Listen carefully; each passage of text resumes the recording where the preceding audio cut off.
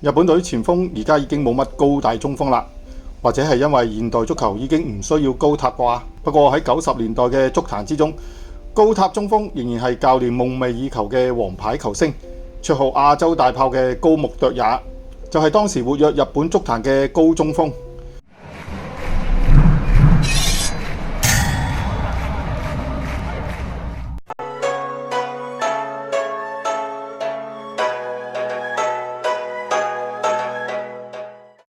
高木琢也擁有180公分身高，而且氣力強得可以擔任棒球比賽嘅投手，所以喺學生時代已經係明星前鋒。喺大學2年同埋3年級嘅時候，連續2年攞到關西學生足球聯賽冠軍，而且仲以學生身份成為日本國家隊正選中鋒。喺1988年亞洲杯決賽周參與3場分組賽。大學畢業之後，高木琢也獲邀加入藤和不動產足球隊。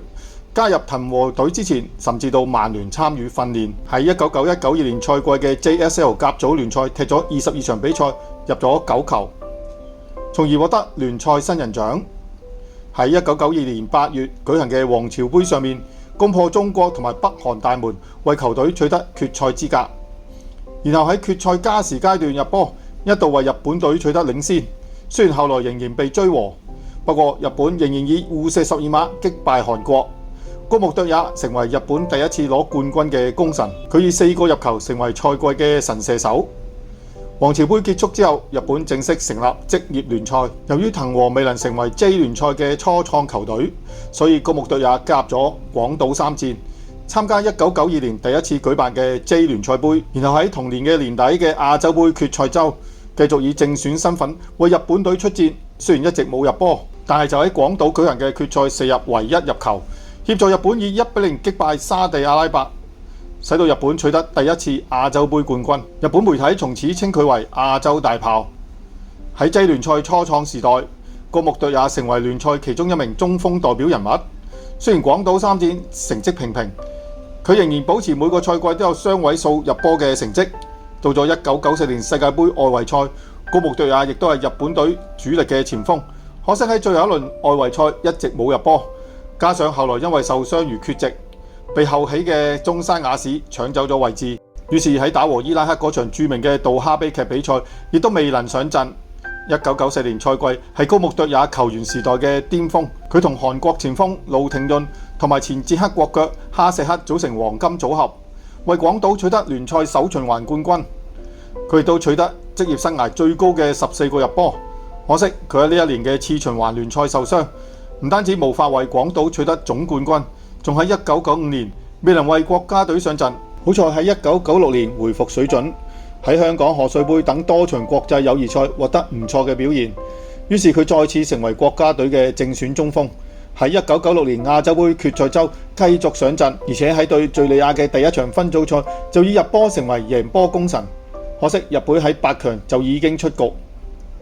然後喺1998年世界盃外圍賽繼續為日本隊上陣，而且對澳門同埋尼泊爾2場比賽都大演帽子戲法，成為繼虎本邦茂之後連續2場國際賽都連中3元嘅日本球員。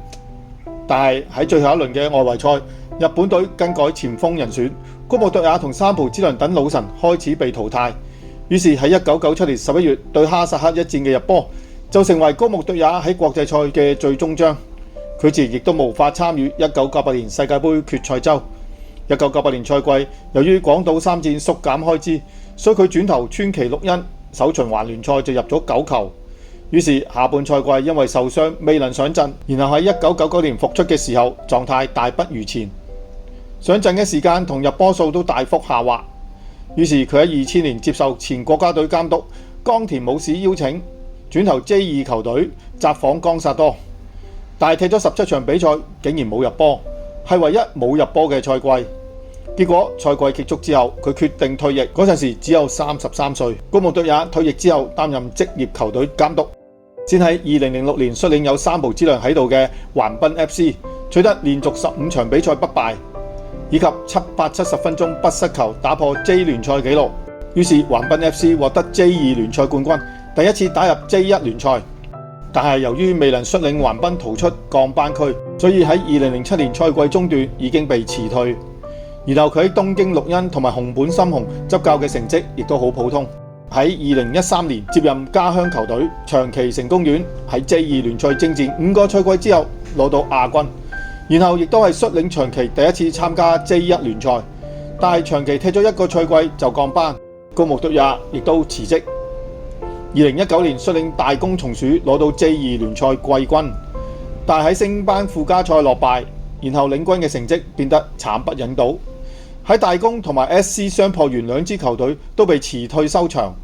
2022年底佢返到長崎擔任公司高層，2025年再度接掌監督，率隊升上 J1。喺今年上半年嘅百年構想聯賽，只排名西區第9位。首屆嘅跨年制日職聯賽先係佢真正表現自己領軍能力嘅重要賽事啦。